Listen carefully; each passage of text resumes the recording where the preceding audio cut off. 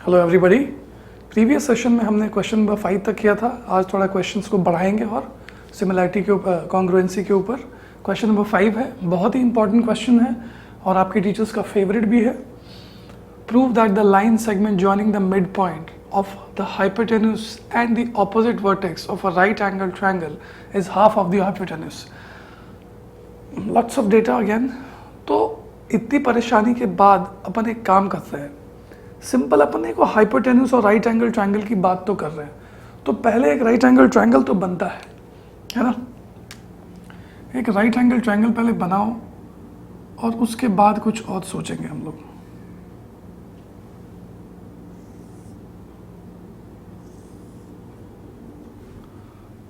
ये ए बी सी एक right angle triangle है। अब क्वेश्चन को पढ़ते हैं।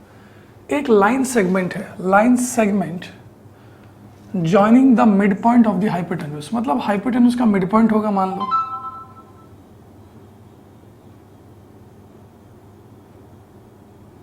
एम, यहां पे मिड पॉइंट होगा, एंड द ऑपोजिट वर्टेक्स, मतलब ये हाइपोटेन्यूज का ऑपोजिट वर्टेक्स, ये लाइन को ज्वाइन करने वाला, ये दो पॉइंट्स को ज्वाइन करके बन रहा है एक लाइन, और ये मान लो मिड पॉइंट है और ये एम है ना। तो हमें क्या प्रूफ करना है कि ये जो लाइन बन रहा है सी एम, ये ए बी का हाफ है, ठीक है। तो यहां पे गिवन में क्या आएगा हमारा, गिवन में आएगा A B C is a right angle triangle at C, मतलब एंगल सी 90 डिग्री है। और क्या, M is the mid point, M is the mid point of A B. Proof क्या करना है, प्रूफ ये करना है कि C M is equal to half A B, ठीक है। थोड़ा इसको घेर देते हैं, हाईलाइट कर देते हैं। C M is equal to half A B अपने को प्रूफ करना है। अब ये प्रूफ करने के क्रम में एक कंस्ट्रक्शन करते हैं बच्चों हम लोग, है ना। ज्योमेट्री में खुद से किए गए कंस्ट्रक्शन का बड़ा महत्व है, और ये कंस्ट्रक्शन क्या है, we will extend C M to a point D, for example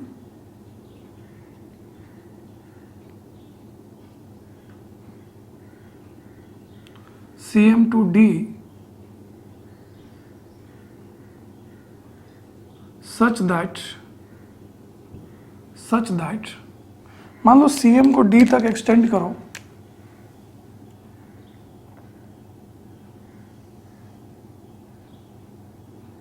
इसको एक्सटेंड किया हम लोगों ने, है ना। थोड़ा गंदा हो गया, नहीं, सफाई कर देते हैं,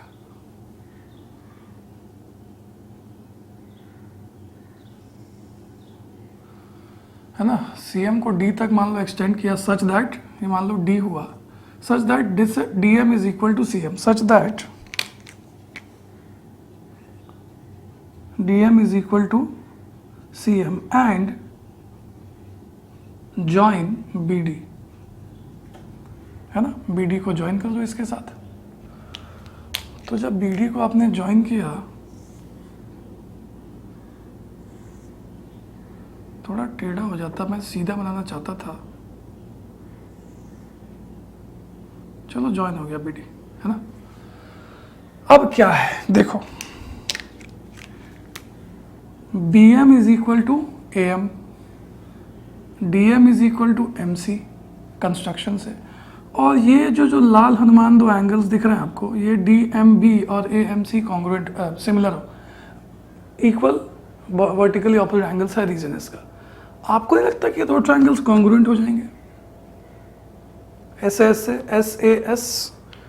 तो थोड़ा सा स्मार्ट मूव करेंगे हम लोग और क्वेश्चन लिखेंगे ऐसा कुछ,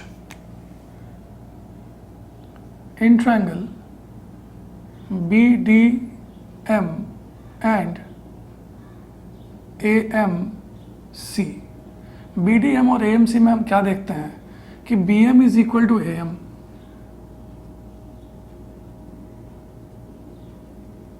क्यों भाई, गिवन लिख देंगे, गिवन लिखो या फिर ये लिख सकते हो कि m is the mid point of A B, it's all the same.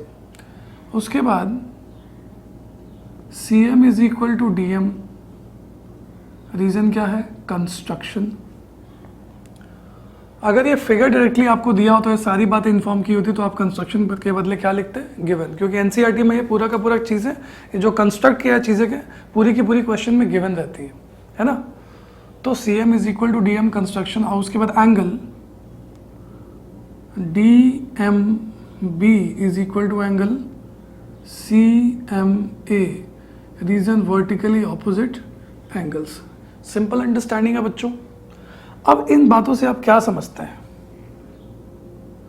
By S A S triangle B M D congruent to triangle. देखिए टिक एंड क्रॉस यहां भी करेंगे थोड़ा सा हम लोग। B M is equal to A M, तो B M का ऑपोजिट डी और ए एम का ऑपोजिट सी, मतलब ये वाला एंगल इक्वल होंगे। बाकी बचा फिर डीएम के इक्वल एमसी, तो डीएम के सामने एंगल बी और ये एंगल ए, यहाँ पे अंडा यहाँ पे अंडा। तो अब क्लियरली अपने को दिख रहा है कि भाई B M D is congruent to what, B angle A के इक्वल है तो ए, दोनों का एम इक्वल है ए एम सी। क्लियर। अब इनसे दो तीन बातें क्लियर होती हैं। पहला क्या कि सर ये एंगल और ये एंगल इक्वल हो जाएंगे, सीपी, चूंकि both the triangles are congruent, तो सीपीसीटी से एंगल्स भी तो इक्वल होते, तो ये और ये angle.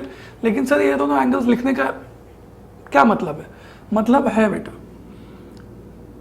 This implies angle B D M is equal to angle A C M, और यहाँ पे रीजन क्या लिख देंगे, सीपीसीटी आप लिख दीजिएगा, मैं सीपीसीटी लिख देता हूँ, चलो सीपीसीटी है ना। अब जब ये दोनों इक्वल हो गए तो आपको देखो जरा ठंडे दिमाग से देखो, ये दो लाइंस, ये अगर ये और ये एंगल इक्वल हुए इसका मतलब क्या हो गया, ये दोनों लाइंस पैरेलल हो गए। आपको लगता है ये सेम क्वेश्चन है, so this implies which is, but these are, ऐसा कहानी हमने बार बार किया है ना, याद करो बचपन की बातें। These are alternate angles, alternate angles हैं, इसका मतलब क्या हो गया कि भाई sir B D is parallel to A C. Sir B D और ए सी के पैरेलल होने से अब क्या होता है, बी डी और ए सी के पैरेलल होने से देखिए क्या होता है कि अगर ये बी डी था और ये ए सी था और ये अगर ये ट्रांसवर्सल और ये 90 डिग्री है तो एंगल डी भी क्या हो जाएगा, और दोनों कोइंटर एंगल्स हो जाएंगे। तो ये 90, तो दिस प्लस दिस इज 180, तो ये भी 90 हो जाएगा, है ना।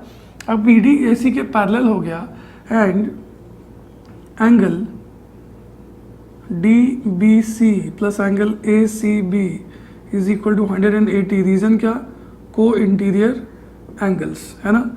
तो डी बी सी तो अपने को नहीं पता, लेकिन ए सी बी 90 पता है, तो angle D B C plus 90 is equal to 180, तो एंगल डी बी सी कितना हो जाएगा, 180 माइनस 90 इज व्हाट, 90 डिग्री। उम्मीद करता हूँ ये बात आपको समझ में आ गई। तो डी बी सी भी क्या हो गया, देखो काले से बना देता हूँ, 90 डिग्री हो गया, है ना। सर ये 90 प्रूफ करने का क्या मतलब है, कोई पॉइंट है क्या? हाँ हाँ पॉइंट है। सारे जब आप एनसीईआरटी में करेंगे ना बच्चों, तो ये पहला पार्ट है सॉल्व करने के लिए, दूसरा पार्ट है सॉल्व करने के लिए, है ना। मतलब ये क्वेश्चन में 3 पार्ट्स है, ये पहला, दूसरा और तीसरा भी और बता रहा। तो डीबीसी 90 होने के बाद अब एक काम देखें आप जरा, क्या देखें बच्चों, देखना ये है कि देखिए डीबीसी और ये ए बी सी, दोनों ट्रायंगल में बी सी कॉमन है, इसका एंगल सी 90, इसका डी बी सी 90, अभी हमने प्रूफ किया। और बच्चों एक बात और है कि ये डी एम बी और ए एम सी को हमने कॉन्ग्रुएंट प्रूफ किया था, तो सी पी सी टी से डी बी और ए सी भी तो इक्वल होंगे, तो ये तो दो ट्रायंगल्स कॉन्ग्रुएंट हो गए सर, ऐसे ऐसे दिख रहा है अपने को, बहुत सिंपल बात है ये, है ना। तो लिखेंगे in triangle ABC and DBC, what you can say that?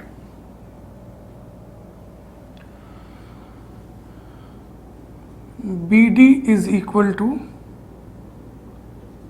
A C, C P का सी टी बजा देंगे यहाँ, और क्या भाई, B C is equal to C B, एक ही चीज़ है, कॉमन। और क्या दोस्त, angle B D C is equal to angle A C B, both are 90 degree. अब ऐसे ऐसे कॉन्ग्रुएंट हो गया। अच्छा, थोड़ा सा टिकन क्रॉस कर लें क्या। देखिए डी बी और A C equal to, D B के सामने सी और इसके सामने बी, ये और इक्वल, तो दोनों का ये सेम ही हो गया। तो फिर तो समझ आए, A B C congruent to D C B. triangle ABC, therefore triangle ABC congruent to triangle DCB। ठीक है, अब क्या सर, और यहाँ पे रीजन भी लिख दो ऐसे ऐसे ना, मैडम को बुरा लग जाएगा, आपने दिल पे ले लेंगी तुम्हारी को, हैं। अब जब ये दोनों कॉन्ग्रुएंट हो गए बच्चों, तो आप देखें AB is equal to DC, है ना, AB is equal to DC, CPCT की वजह से हो जाएंगे भाई, हैं। तो कभी भी डिजॉल्व फिगर हो तो फिगर अलग अलग बनाए, कॉन्ग्रुएंसी में आसानी होती है। So we can say now A B is equal to D C, और रीजन यहाँ पे सी पी सी टी, या D C is equal to, अभी मैं तो ऐसे लिखता हूँ। अच्छा, डी सी को अपन क्या लिख सकते हैं, डी सी को D M plus C M या C M plus D M. Euclid's geometry में आपने सीखा है, एक बात तो आप जानते हैं ना कि C M is equal to D M, है ना, तो बाजू में लिख देंगे। तो जब सी एम और डी एम इक्वल है तो ये भी सी एम, ये भी सी एम, हम इसको 2cm लिख सकते हैं दोस्तों। तो C M is equal to what, ये 2 नीचे जाएगा, हाफ ए बी। ओहो हो, हमको यही प्रूफ करना था। बहुत ही प्यारा प्रश्न है ना। उम्मीद करता हूँ समझ गया होगा। स्टार मार्क दें इस क्वेश्चन को, बार बार एग्जाम में पूछते भी टीचर्स, है ना। अब देखिए एनसीईआरटी में देखिए क्वेश्चन 3 या 4 पार्ट में है। पहला पार्ट ये प्रूफ करना है, दूसरा पार्ट ये प्रूफ करना है, तीसरा पार्ट शायद ये प्रूफ करना है, और फोर्थ पार्ट ये है प्रूफ करना, है ना। ये सेम क्वेश्चन आपको क्वाड्रिलेटरल्स चैप्टर में भी है ना। तो उम्मीद करता हूँ ये क्वेश्चन समझ में आया आपको, नोट करें। तो आइए बच्चों देखते हैं question number 7। In the given figure AC is equal to A, AB is equal to AD, angle BAD मतलब ये angle is equal to angle CAE, मतलब ये दोनों लाल अनुमान है, ये बीच वाला पार्ट नहीं है, ये अलग ये अलग। अच्छा, आपको क्या प्रूफ करना है, BC is equal to DE। देखो बेटे, अगर आपको और मुझे और आपको अगर कंपेयर किया जाए और मैं प्रूव कहा जाए कि भाई मेरी नाक और तुम्हारी नाक इक्वल है, तो क्या करेंगे, सबसे पहले हम दोनों एक दूसरे को इक्वल प्रूफ कर लेंगे एक दूसरे के साथ। वैसे ही जब BC और DE हमें इक्वल प्रूफ करना, तो हम पहले चेक करें कि BC कौन से ट्रायंगल में है, ABC, DE कौन से ट्रायंगल में, ADE। तो कायदे से हमारा सिंपल काम क्या है, एकदम स्ट्रेट फॉरवर्ड काम, कि ABC और ADE को कॉन्ग्रुएंट प्रूफ कर दें CPCT से, भाई बात खत्म हो जाएगी हमारी। तो यहाँ पे गिवन तो आपको पता है, गिवन आप ये लिख देंगे टू प्रूफ है, इसमें गिवन टू प्रूफ में कुछ लफड़ा नहीं है, कंस्ट्रक्शन भी नहीं है। सीधा सॉल्यूशन करते हैं। सॉल्यूशन करने के लिए एक काम करो बेटा, सबसे पहले तो आपको दिया है ना कि angle BAD is equal to angle CAE।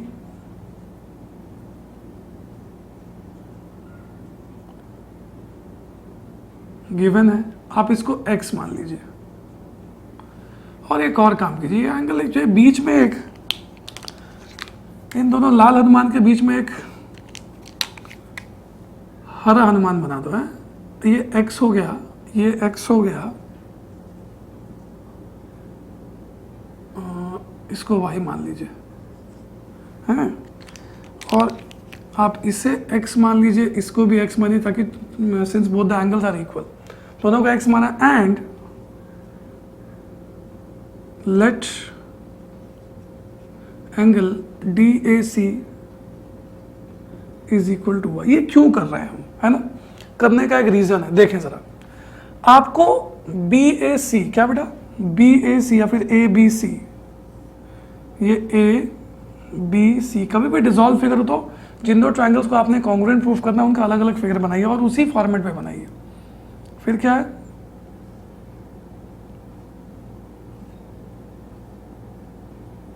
A D E. देखिए दो ट्राइंगल्स में क्या क्या इक्वल है, ए बी और ए डी इक्वल है, तो सर ए बी यहाँ है, ए डी यहाँ है। ए सी और ए ई इक्वल है, ए सी और ए ई, तो ए सी और ए ई। तो सर कायदे से जब दो साइड्स इक्वल है तो इनके बीच का एंगल है और इनके बीच का एंगल है, मतलब हमें क्या होना चाहिए, बी ए सी और डी ए ई इक्वल होना चाहिए। लेकिन क्या हमको बी ए सी दिया है? नहीं सर, हमको बी ए डी दिया है। सर बी ए सी पता है क्या है, बी ए सी ये पूरा का पूरा एंगल होगा, ये यहाँ से यहाँ तक पूरा का पूरा एंगल होगा ये B A C. B A सी मतलब x प्लस वाई होगा ना। और ये तो B A D equal to C है ये दिया है, मतलब ये इस गिवन से आप नहीं लिख सकते इन दोनों को इक्वल, है ना। कुछ बच्चे डायरेक्टली क्या करते हैं, ये इसके बराबर, ये इसके बराबर, और ये लिख देते हैं, फिर ऐसे ऐसे कॉन्ग्रुएंट कर देते हैं। नहीं, कॉन्ग्रुएंस ऐसे ऐसे होने के लिए बी ए सी और डी ए ई इक्वल है, यहाँ पे बी ए डी और सी ए इक्वल है, जो कि ये दोनों एंगल्स नहीं है ये, है ना। लेकिन हम इनको बना सकते हैं, हम प्रूव कर सकते हैं। देखें कैसे, यहाँ पे लिखे नाउ, है ना। बी ए सी कितने के बराबर है, अगर हम देखें बी ए सी, तो या x, ये पूरा का पूरा एंगल कैसे, x प्लस वाई से मिलकर बना है 1। अब क्या सर, डी ए ई देखें, डी ए ई देखते तो इसको मिटा दो 2 मिनट के लिए और डी ए ई चेक करो।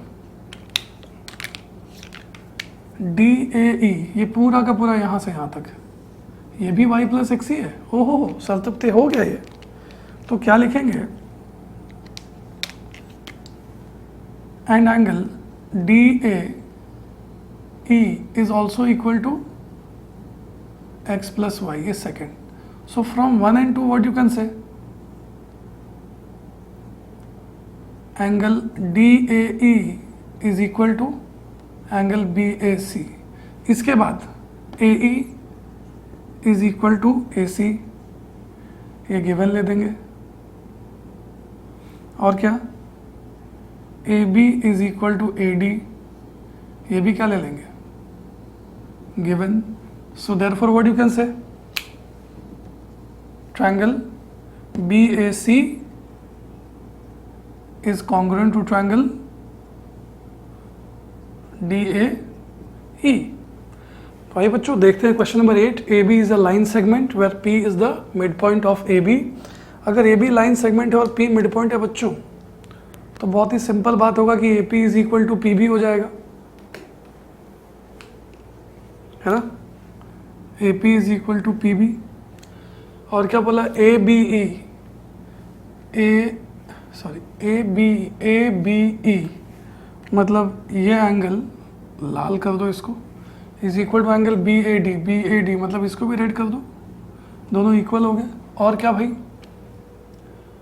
और ए पी ई मतलब ये एंगल, चलो दोनों ब्लू है ठीक है, is equal to angle B P D, ये दोनों एंगल्स अब इक्वल है। तो आपको क्या प्रूफ करना है, A D is equal to B. A D कौन से ट्रायंगल में है, ए डी पी ट्रायंगल में है ना।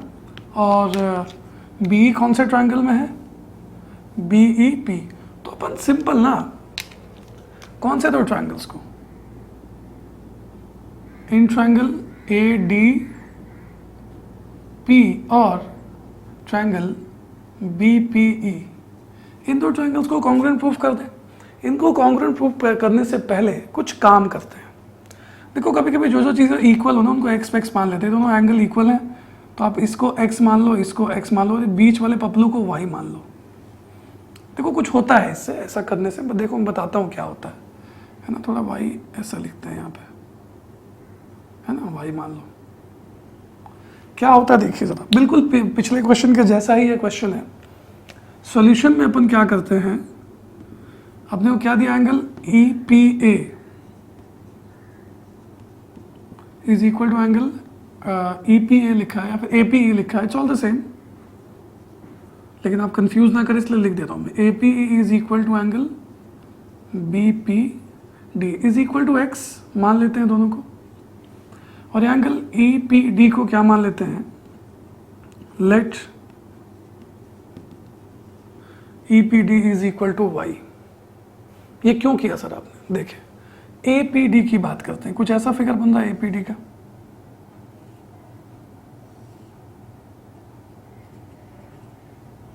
इन दोनों ट्रायंगल्स में, और ये दूसरा ट्रायंगल क्या है, कुछ ऐसा है, ये E, ये P और ये B। इन दोनों ट्रायंगल्स में ये एंगल और ये एंगल इक्वल है, राइट?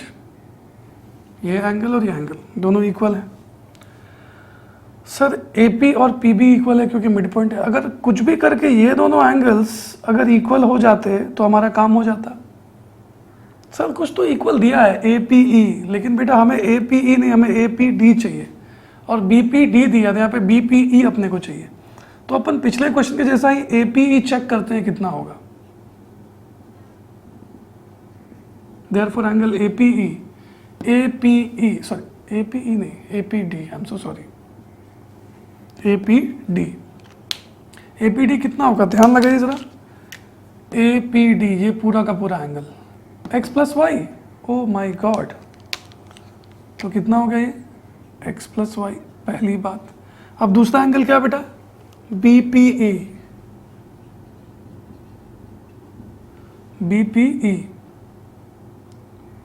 हम BPE देखेगा अभी, क्या सिंपल काम है। BPE, सॉरी इसको मिटा दो, गंदगी बहुत ज़्यादा फैल रही है। BPE ये वाला एंगल, सर ये भी तो x प्लस वाई ही है। ओहो, ये तो मज़ा आ गया, है ना। अब डायरेक्टली यहाँ पे लिखते हैं इन triangle ADP and BPE, APD angle APD is equal to angle BPE, और यहाँ पे लिख देंगे from 1 and 2, we can say that. उसके बाद angle PAD is equal to angle PBE, ये गिवन लिख देंगे। देखो ये दोनों एंगल बोले या फिर PAD बोले, इट्स ऑल द सेम, है ना। कोई सॉरी, ये और ये एंगल आप BAD बोले या फिर PAD बोले, दोनों का मतलब सेम ही होता है। तो BAD के बदले PAD लिख दिया, क्या फ़र्क पड़ता है। इसके बाद sir AP is equal to PB, क्यों, P is mid point of AB। तो ये तो ASA से हुआ ना, therefore by ASA triangle DAP congruent to triangle EBP। अब क्या भाई, DA is equal to EB या फिर AD is equal to BE, वही CP का CT बजा देंगे। उम्मीद करता हूँ ये क्वेश्चन भी आपको समझ में आया होगा, है ना। एग्जाम्स में आते हैं क्वेश्चंस, इंपॉर्टेंट है, नोट करें, समझें।